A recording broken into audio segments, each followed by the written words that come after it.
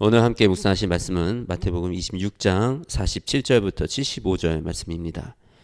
말씀하실 때 12 중에 하나인 유다가 왔는데 대제사장들과 백성의 장로들에게 파송된 큰 무리가 칼과 몽치를 가지고 와 그와 함께 하였더라.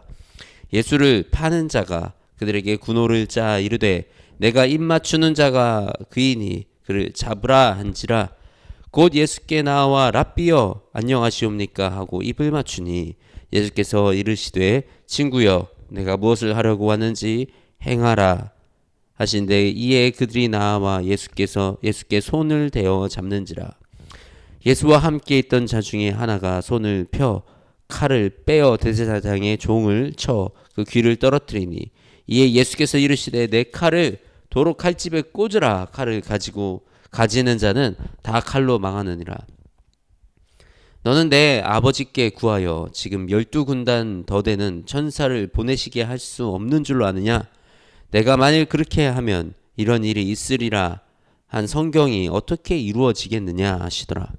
그때 예수께서 무리에게 말씀하시되 너희가 강도를 잡는 것 같이 칼과 뭉치를 가지고 나를 잡으러 왔느냐? 내가 날마다 성전에 앉아 가르쳤으되 너희가 나를 잡지 아니하였도다. 그러나 이렇게 된 것은 선지자들의 글을 이루려 함이니 하시더라. 이에 제자들이 다 예수를 버리고 도망하니라. 예수를 잡은 자들이 그를 끌고 대제사장 가이아바에게로 가니 거기 서기관과 장로들이 모여 있더라. 베드로가 멀찍이 예수를 따라 대제사장의 집들에 가서 그 결말을 보려고 그 안에 들어가 하인들과 함께 앉아 있더라.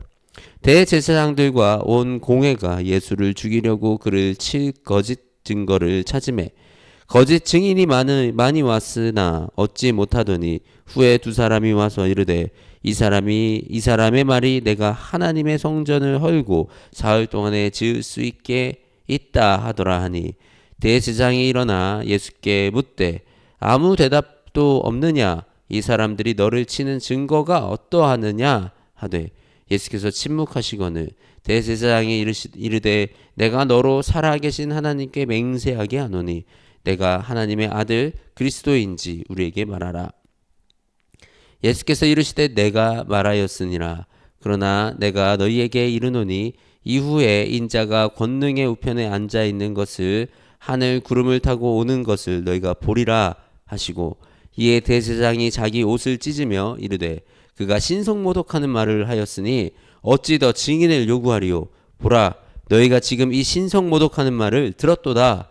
너희 생각은 어떠하냐? 대답하여 이르되 그는 사형에 해당하리라 하고 이에 예수의 얼굴에 침 뱉으며 주먹으로 치고 어떤 사람은 손바닥으로 때리며 이르되 그리스도야 우리에게 선지자 노릇을 하라. 너를 친 자가 누구냐 하더라. 베드로가 바깥들에 앉았더니 한 여종이 나와 이르되 너도 갈릴리 사람 예수와 함께 있었도다 하거늘 베드로가 모든 사람 앞에서 부인하여 이르되 나는 내가 무슨 말을 하는지 알지 못하겠노라 하며 앞문까지 나아가 다른 여종이 그를 보고 거기 있는 사람들에게 말하되 이 사람은 나사렛 예수와 함께 있었도다 하며 베드로가 맹세하고 또 부인하여 이르되 나는 그 사람을 알지 못하노라 하더라.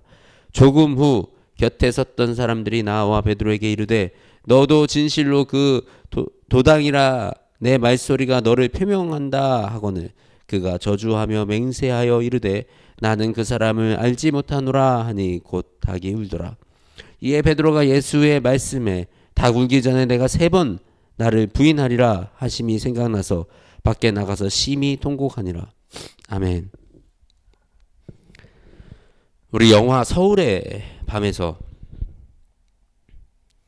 이 쿠데타를 일으키는 세력과 그것을 막으려는 세력이 하룻밤 동안 아주 긴박하게 움직이는 그런 모습을 우리가 볼 수 있었습니다. 이 쿠데타를 일으키려는 세력은 정당성을 확보를 하지 못했기 때문에 이날 밤에 이 거사를 치르지 않으면 이 거사를 끝내지 않으면 이제는 자신들이 궁지에 몰리고 도리어 위험에 처할 수 있는 반역죄로 처벌받아야 하는 그런 상황에 처하게 되어 있는 것입니다. 오늘 본문 말씀이 바로 이 쿠데타 전날 하룻밤 동안 이 아주 치열한 이 움직임이 있었던 그날과 같이 유대인들이 예수님을 잡으러 와서 아주 급하게 아주 긴박하게 움직였던 그 모습들을 우리가 이 말씀을 통해서 바라보고 있는 것입니다. 예수님을 따르는 이 수많은 무리들이 있었어요. 예수님에 따르는 무리가 많이 있다 보니까 이 잘못 건들면 오히려 이 대제사장과 이 바리새인들은 이 자신들이 위협에 처할 수 있는 그런 상황이었습니다. 그렇기 때문에 이들은 자신의 행동을 정당화하고 타당화시키기 위해서 몇 가지 이것들이 필요했던 것입니다. 먼저는 가롯 유다가 바로 그 중에 하나입니다. 예수님의 제자, 예수님을 따르는 사람이 예수님을 배반하고 내부에서 예수님을 고발하는 내부 고발자가 필요했던 것입니다. 그래서 예수님을 대적할 만한 어떤 이 사람을 매수해서 은 30냥의 가롯 유다를 매수해서 예수님을 팔아넘기게 했습니다. 그리고 또 그들이 필요했던 것은 결정적인 증거가 필요했습니다. 그래서 거짓 증인들도 세우고 거짓 증거들도 막 가져오려고 했는데 뭐가 잘 안 됐어요. 예수님은 다른 것에 의해서 타인에 의해서 잡혀가지 않으셨습니다. 예수님의 그 말씀으로 예수님이 이렇게 말씀하셨어요. 너희에게 이르노니 이후에 인자가 권능의 우편에 앉아 있는 것과 하늘의 구름을 타고 오는 것을 너희가 보리라. 예수님이 하나님의 우편에 앉아 계시고 나중에 내가 구름 타고 온다. 그러니까 이들이 야 신성 모독을 하는구나. 잡았다. 그래 그 전에 성전을 헐고 사흘 동안에 다시 지을 수 있다고 얘기했어. 이건 신성 모독이야. 자기가 어떻게 사흘 만에 성전을 다시 짓는다고 그래? 그거는 신만 할 수 있는 일이야. 그리고 성전을 허무는 것도 신격 모독이야. 이거는 있을 수 없는 일이야. 라는 이런 논리로 예수님을 이 공회에 끌고 가고 또 예수님을 이 처벌받을 수 있도록 그렇게 재판을 열려고 했던 것입니다. 이 바리새인들과 이 장로들이 얼마나 마음이 급했는지 이들은 정상적인 절차를 지키지도 않았습니다. 사실 이 공회를 여는 절차가 있습니다. 근데 이 공회를 여는 절차도 무시했고 공회는 밤에 열리지 않습니다. 근데 이 밤중에 한밤중에 이들은 비정상적인 공회를 열어 급하게 처리했습니다. 예수님은 이게 힘이 없어서 이런 상황에 처하시고 지금 당하고 계시는 것이 아닙니다. 예수님은 모든 것을 다 알고 계셨어요. 그리고 모든 것을 다 예측하고 계셨습니다. 우리 예수님을 잡으러 온 그 바리새인들의 한 종을 제자가 칼로 귀를 잘라버렸습니다. 그랬더니 예수님이 그 귀를 다시 붙여주시고 내가 천사 12군단을 데리고 와가지고 지금 이렇게 할 수 있는 것들 니네가 알지 못하느냐? 내가 못해서 안 하는 게 아니다. 나는 말씀을 이루려고 하나님의 뜻에 순종하려고 가는 것이다 라고 그렇게 말씀을 하십니다. 예수님은 힘이 없어서 당하신 것이 아니라 하나님의 뜻을 이루기 위해서 고난을 수용하신 것입니다. 예수님의 제자 베드로는 이 모든 것을 지켜봤습니다. 그리고 예수님이 공회에 서시는 것을 봤어요. 근데 어떤 여종이 저 사람 나 예수님하고 같이 있는 거 봤어요. 예수님의 제자예요. 그랬더니 베드로는 겁이 나서 3번이나 예수님을 부인합니다. 지금 일어난 모든 일이 하루 밤 사이에 일어난 일입니다. 저녁에 예수님이 끌려가셔가지고 그날 공회가 열리고 그 다음날 그날 밤에 베드로가 3번 부인한 이런 아주 긴박한 하룻밤을 우리가 보고 있는 것입니다.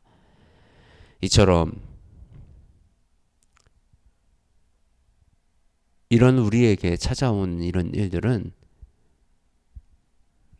아주 급하게, 아주 긴박하게 찾아오게 됩니다. 예수님이 벌써 몇 번 얘기를 하셨습니다. 제자들에게 몇 번 얘기를 하셨는데 제자들은 설마 이렇게까지, 이렇게 빨리 그냥 이러고 있었던 것이죠. 마지막에 예수님이 기도하러 올라가신 그 상황에서도 제자들은 졸고 있었습니다. 그런데 정말 이렇게 빨리 예수님이 이렇게 허무하게 잡혀가시는 것을 보고 그들은 당황했습니다. 우리의 마지막 때도 이와 같습니다. 우리는 분명히 마지막 때가 온다. 예수님이 다시 오실 때 이 땅을 심판하시리라 성경에서 계속 말씀하시고 우리에게 말씀하시고 가르치시는데 우리는 언제 오겠지? 에이, 이렇게 빨리 오겠어? 에이, 지금이겠어? 라는 그런 느슨하고 안일한 마음으로 있다가 이 분위기에 휩쓸려 그냥 준비 안 돼서 당황해서 예수님을 3번이나 부인했던 베드로처럼 말씀을 마치 들어보지 못한 사람처럼 예수님을 모르는 사람처럼 그렇게 행동하고 그렇게 살아가게 되는 것입니다. 영의 세계가 우리 눈에 보이지 않는다고 아주 여유 있게 흘러가고 있지 않아요. 지금 영적 전쟁의 세계는 치열하고 긴박합니다. 우리의 사탄은 우리의 영을 탐하고자 정말 도적과 같이 우리의 인생을 탐하러 오고 또 아주 교묘하고 정교하게 우리가 주님으로부터 떨어지게 만들어 가는 것입니다. 그러기에 우리는 항상 깨어 있고 항상 준비된 그리스도의 신부로 우리가 세워져 있어야 하는 것입니다. 우리가 깨어 있어야, 우리가 언제 오실지 모르는 예수님을 항상 맞을 준비를 하고 있어야 예수님을 3번 부인하는 이런 일을 우리는 하지 않을 수 있는 겁니다. 우리에게 그런 은혜가 있기를 주님의 이름으로 축복합니다. 우리가 주님을 항상 바라보고 하나님의 말씀에 깨어 어떤 시련과 환난이 와도 그리스도를 나의 주라 고백할 수 있는 그 믿음이 우리 안에 세워지기를 주님의 이름으로 축복합니다. 하나님,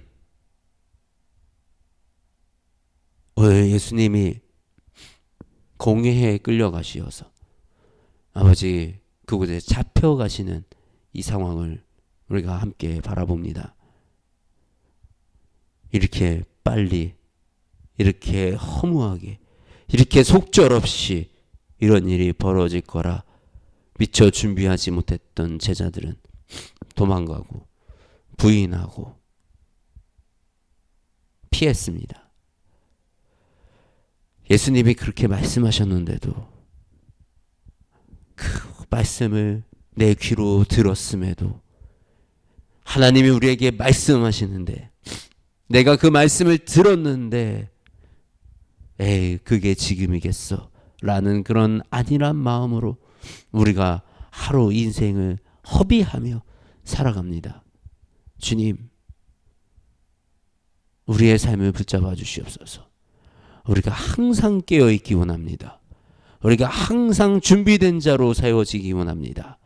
마지막 때 예수님이 다시 오실 때 우리가 깨어있는 예배자로 우리가 세워져 있기 원합니다.